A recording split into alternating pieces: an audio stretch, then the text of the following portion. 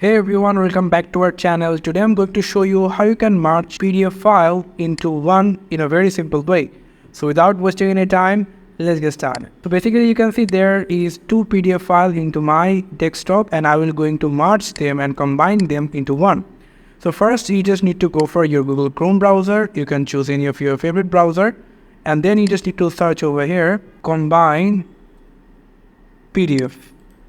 Click on that and you will get combined PDF online option over here. So click on the first link and then here you can see select up to 20 PDF file and image from your computer or drag them into Droppedia. So you can basically do 20 PDF files over here. So now I will going to click on upload and going to select this PDF1 and this PDF2.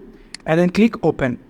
After that you can see the PDF file is downloading or uploading over here and you can see the upload is completed. And now if you click on this combine option over here and you will get the download option, so click on that download and you can see that your two PDF is combined with one over here.